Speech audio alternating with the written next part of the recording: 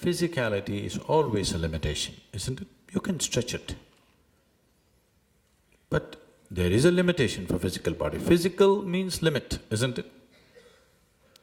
Because the basis of physicality is a limited boundary, isn't it so? Only because there is a limited boundary, you can call this physical. If you take away a defined boundary that a physical form has, there is no such thing as physicality. That which is boundless is not physical, isn't it? So is there a boundary? Definitely there is. Nature has set up substantial limitations upon you, but what I am talking about is you are inventing new limitations. This is not necessary. As it is, nature has set up enough limitations upon you. You don't have to invent new limitations and make yourself much smaller than what you are. A human being is… Generally there's so much talk about God and heaven and nonsense, mainly because human beings have not realized the immensity of what it means to be human. That is the main problem. If you are experiencing the immensity of what it means to be human, you wouldn't be talking so much about other things. This is a grand thing by itself. He makes a fish into a human being over the afternoon. Is it not a grand thing? But he is doing it unconsciously. If he can consciously convert a fish into a human being, it is a phenomena, isn't it? Isn't it so? It is an impossible phenomena which all of you are performing, but unconsciously. So how much of you has entered into your consciousness? That's a question. If you look at it, actually not even 1% of who you are has entered into your consciousness right now. If a few more percentage points enter, suddenly everything that you do looks like superhuman. Now, people around me every day witness things which they can't believe. So people keep on saying, Sadhguru, are you superhuman? Are you a human being? I keep reminding them, this is not about being superhuman. This is about realizing being human is super.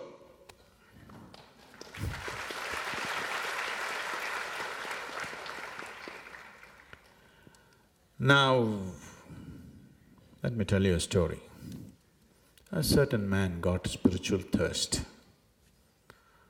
In those days when they got a spiritual thirst, they went into the forest. So he went into the jungle, found a nice rock for him to sit and meditate. He sat down, then he noticed a little away from him, there was a fox. Both its forelegs were severed, crippled fox. Probably in some trap, hunter's trap, both its legs gone. Nature is not kind to any kind of incapability. This taking care of incapable people is essentially a human… it's a human society trait. In nature, if you're not capable of earning your own food, you're done. So here, there is a fox without both its forelegs, but looking healthy and well-fed. He noticed this and he thought, how is this fox managing without legs? Then he sat down, he has to do his meditation. He started. Went on for some time. As the evening came, he heard the growl of a lion. The moment he heard, went away and he ran up a tree and sat down. He forgot about the meditation. Then the lion came with a piece of meat in its mouth, came and dropped it in front of the crippled fox. And the fox ate this meat and the lion went away. This man thought, oh, this is a divine message. God is trying to say something to me. A crippled fox being fed by a ferocious lion. This is a miracle of miracles. God is sending a message to me. What's the message? What's the message? What's the message? He completely forgot about his meditation and started thinking, what is the message? Then he arrived at his own message. He said, oh, God is trying to tell me, In this miraculous forest, even a crippled fox is being fed by a ferocious lion. When this is so, you fool, you on the spiritual path, what are you thinking about food? Just sit there, it will anyway come to you. So he sat down, one day, second day, third day, sixth, seventh day, he's groaning for life, not able to move, totally weakened. He was groaning. Death thoughts. A yogi was passing this way. He heard these noises, he came up to him and asked, "What happened to you? Why are you like this?" He said, "Oh, great yogi, please tell me, I got a divine message. I went by it and I became like this." Yogi asked, "What happened?" He said, "Here, look at that fox, look at him, he is well fed. Every day, this lion comes with a piece of meat and it feeds him. Don't you think this is a divine message? Please tell me, is this a divine message?" The yogi said, "For sure, this is a divine message. But why did you choose to imitate a crippled fox rather than a generous lion?"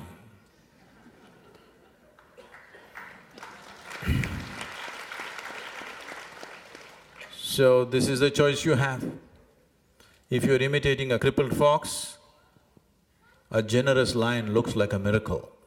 It's not a miracle, it is doable. Yes, it is doable, nothing miraculous about it. But there are two ways to look at it. One way is, everything is a miracle. Tell me, you put filth into the ground and mangoes come out of the tree, sweetness. The filth and the sweetness of the mangoes, are they same? They are same, isn't it so? Aren't they same? The food that you eat and what you do in your toilet the next day, they are same, isn't it so? Yes or no? If you put that same filth into the field tomorrow, once again it becomes your food, isn't it so?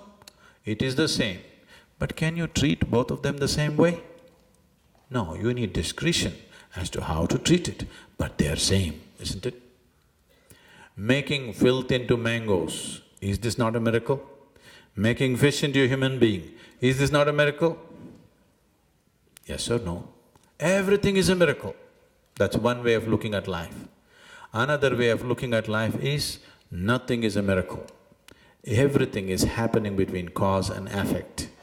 If you are short-sighted enough not to be able to see the cause, you're only seeing the effect, then it is like this. If you're able to see both the cause and the effect, everything is explainable, everything is repeatable, everything is possible to make it happen. Now I am talking about a technology to make you into a miracle. But this is not a miracle. All technologies look like miracle, isn't it?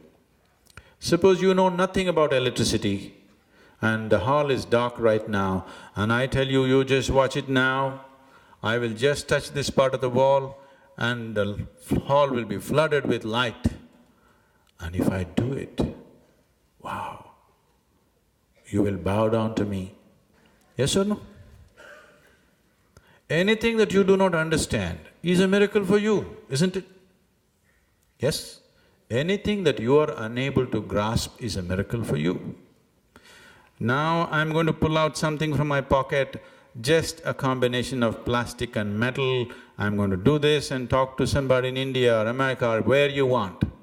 Is this a miracle or not? The problem is all of you have it, this is the problem. Only if I had it, if I had a cell phone 1,000 years ago, I would have become God himself. The damn thing came to me too late. If I had a light bulb 1,000 years ago, I could have become a god. The damn thing came too late. Technologies never come in time, Anything that you do not understand is a miracle for you. And at the same time, is there any one thing that you truly understand? I want you to look at this.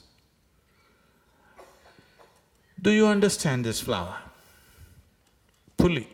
Do you? You may have studied botany for 10,000 years, but do you understand this flower fully? Do you understand a single atom in this existence? Do you? No. So everything is a miracle.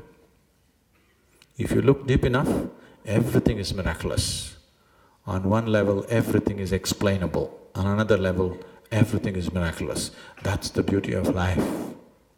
If you have the necessary reason and the necessary sense of wonder and inquiry in you, you can know it all and still wonder about it, because you can study this flower for the rest of your life and still wonder about it. That's the beauty of existence, isn't it?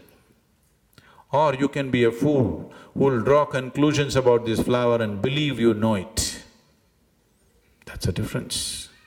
Everything about your life is like this, isn't it so? Yes? Everything about your life is like this. So it's miraculous and mundane at the same time. It is within reason and beyond reason at the same time. It is human and divine at the same time. You can play between the two. It's very beautiful. You can also become an animal, you know. Very easily human beings can behave like animals, isn't it? Because what is human is not established. You can freely, seamlessly move from animal nature to human nature to divine nature and back again if you wish. It's very beautiful. Don't mess it up.